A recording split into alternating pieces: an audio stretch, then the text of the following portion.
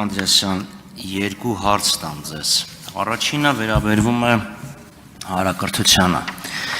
Ասում եք 300 դպրոց, 500 մանկապարտեզ, ուզեմ հասկանամ ձեր պաշտոնավարման տարիներին քանի դպրոց է Հայաստանում փակվել։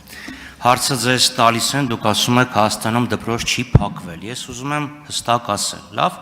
կա գյուղ, կա դպրոց, շենք, որտեղ երեխաները դաս են անում։ Հիմա գյուղը կա, շենքը կա, բայց այնտեղ երեխաները դաս չեն անում կամ չեն անելու։ Օրինակ Շիրակի մարզի Հողմիկ գյուղը։ Սեպտեմբերի 1-ից այդ շենքում երեխաները դաս չեն անելու։ Իրենց տեղափոխելու են երեխաներին բյուրակն, որը շուրջ 20 կիլոմետր հեռու է եւ կես գնալ գալ։ Ներողություն, մի ուղղությամբ գնալը։ Ուզում հասկանամ, այդպիսի քանի շենք դադարել է ըստ նպատակահարմարության օգտագործվել։ Եվ երկրորդ հարցը վերաբերվում է գիտությանը եւ կրթությանը։ 2019 թվականի ապրիլին Էկոնոմիկայի նախարարության կազմից 3 պետական ոչ առևտրային կազմակերպություն, գիտական ինստիտուտ, բանջարաբոստանային եւ տեխնիկական մշակաբույսերի գիտական կենտրոն, երկրագործության գիտական կենտրոն եւ սննդամթերքի անվտանգության ոլորտի ռիսկերի գնահատման եւ վերլուծության գիտական կենտրոն ՊՕԱԿ-ները վերակազմավորվեցին փակ բաժնետիրական ընկերությունների եւ փոխանցվեցին Ագրարային համալսարանին։ Ես այդ որոշումը քննարկում էր դեռևս 18 թվականին, խիստ դեմ էի, Նիկոլ Փաշինյանը կողմ էր եւ դա հիմնավորում է նրանով, որ Ֆրեզնոյում համալսարանում ինքը տեսել է, որ համալսարանները ունեն գիտական կենտրոններ։ Ես կխնդրեի ձեզ հնարավորինս օբյեկտիվորեն չափելի ցուցանիշներով ասել այս 3 գիտական ինստիտուտների գործունեության արդյունավետությունը այս 6 տարիների ընթացքում ինչքանով է փոխվել։ Շնորհակալություն։ Շնորհակալություն, պարոն Խաչատրյան, ինչ վերաբերում է դպրոցներ փակելուն,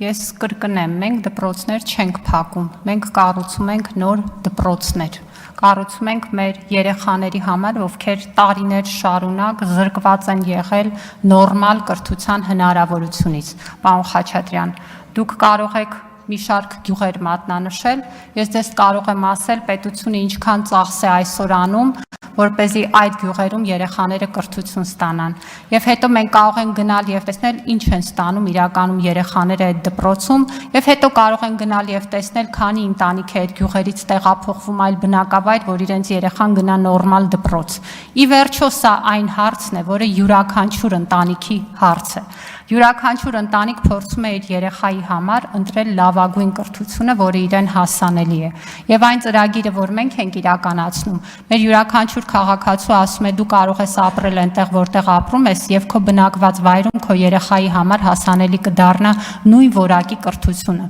Այս փոփոխությունը դրա մասին է, եւ ես առաջարկում եմ չխեղաթյուրել դրա բովանդակությունը։ Ինչ վերաբերում է դպրոցական շենքերին, այն շենքերը, որ մենք կառուցում ենք, Շիրակի մարզից էիք խոսում, Արեգնադեմի դպրոց եմ ձեզ հրավիրում այցելեք, տեսնեք ինչ պայմաններ են դրա համար ստեղծված, եւ հետո ձեզ առաջարկում եմ, որ գնաք եւ դրանից 1 կիլոմետր հեռավորությամբ գտնվող գյուղի երեխաներին ասեք ինչու իրենք չպիտի կարողանան հաճախել Արեգնադեմի դպրոցը։ Ու գիտեք ինչ տեղի կունենա։ Մի տարի հետո այդ մոտակա գյուղի բոլոր երեխաները, ովքեր ունեն հնարավորություն, իրենց իսկ միջոցներով կգնան այդ դպրոց, որտեղ յուրաքանչյուր ծնող ընտրելու է լավագույնը իր երեխայի համար, եւ մենք կառուցում ենք լավագույնը բոլոր երեխաների համար։ Ինչ վերաբերում է մնացած հարցերին, ճանապարհներ, տրանսպորտային միջոցներ, դրանք ծրագրի մաս են եւ դրանք լուծվելու են լավագույն եղանակով եւ ի դեպ սեպտեմբերից ձեր ասածը տեղի չի ունենալու ձեր նշած դպրոցում, այնպես որ խնդրում եմ տվյալները ճշտեք, հետո այդ մասին բարձրաձայնեք։ Ինչ վերաբերում է ուրեմն Ագրարային համալսարանին եւ դրան միավորված ուրեմն գիտահետազոտական կենտրոններին, սա մի մոդել է, որը հիմա դրված է բարձրագույն կրթության ռազմավարության հիմքում, առաջիկայում էլ բարձրագույն կրթության եւ գիտության օրենքը կքննարկենք, այդտեղ բուհերի եւ գիտահետազոտական կազմակերպությունների միավորման ամբողջ քաղաքականություն ծառայություն կա, որը մենք հիմա խոշորացված մշակում ենք տարբեր միջազգային գործընկերների հետ, Ագրարային համալսարանի գիտական գործունեությունը կոնկրետ չափելի է։ Այնտեղ կան մի քանի կենտրոններ, որ շատ ակտիվ աշխատում են, եւ մենք քանի որ ներդրել ենք մոնիտորինգի էլեկտրոնային համակարգ, պիտի ձեզ առաջարկեմ գրավոր ուղարկեք ձեր հարցը եւ ձեր նշած 3 կենտրոնների գիտական գործունեության մասով շատ կոնկրետ պատասխան կստանաք։ Շնորհակալություն։ Արձագանք, համեցեք։ Կին Անդրեսյան, գիտեք, դուք շատ բան կարող եք ասել, իհարկե, բայց այս ֆորմատը ենթադրում է ասել մի բան, որը ուղղակի առնչվում է հարցին։ Ես ձեզ կոնկրետ հարց եմ տալիս։ Քանի շենք ձեր նախարարության եղած ժամանակ դադարել է գործել որպես դպրոց։ Հաշվելի, բնական թվերով հաշվելի։ Չունեք, ասեք չունեմ։ Մնացածը ինչ չի հետաքրքրում։ Ես տվեցի կոնկրետ հարց, ակնկալելով կոնկրետ պատասխան։ Մնացածը տրանսցենդենտալ սուբյեկտիվ իդեալիզմի բնագավառից է։ Երկրորդը, փաստորեն չունեք որևէ տեղեկություն այս 3 գիտական կենտրոնները ինչպես են գործում, բայց ես դες մի ուրիշ տեղեկություն տամ։ Վերջերս մի քանի շաբաթ առաջ, ուրեմն Համաշխարհային տնտեսական ֆորումը ռիսկերի գնահատում արեց։ Եվ Հայաստանը որպես բարձր ռիսկային գոտի,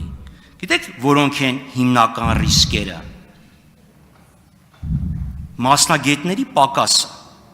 22 թվականին, օրինակ, մասնագետների պակասը չէր դիտվում որպես ռիսկ։ Ձեր նախարար եղած ժամանակ մասնագետների պակասը դարձավ ռիսկ, մնացածը գեղեցիկ շարահյուսությունը։ Շնորհակալություն։ Խաչատրյան, դուք ազատ եք ձեր հարցերը ձևակերպել, տրանսցենդենտալ սուբյեկտիվ իրողություններից առաջարկում եմ չխոսել, ես փիլիսոփայության ֆակուլտետն եմ ավարտել, կարող ենք շատ երկար խոսել այդ մասին, մասնագետների պակասի խնդիր մեր երկիրը ունեցել է շատ երկար ժամանակ։ Ես ձեզ կբերեմ ուրիշ զեկույցներ, որ դուք կարող եք կարդալ, պարոն Խաչատրյան, ես ոլորտում շատ երկար եմ աշխատում, զեկույցներ կան, որոնց գրելուն ինքս եմ մասնակցել, բացեք գնացեք, կարդացեք 2011-12 թվականների աշխատուժի գնահատման զեկույցները, կարդացեք ոսկերչության, գյուղատնտեսության մյուս ոլորտներում մենք ինչ պակաս ենք ունեցել մասնագետների, հետո եկեք զրուցենք, շնորհակալություն։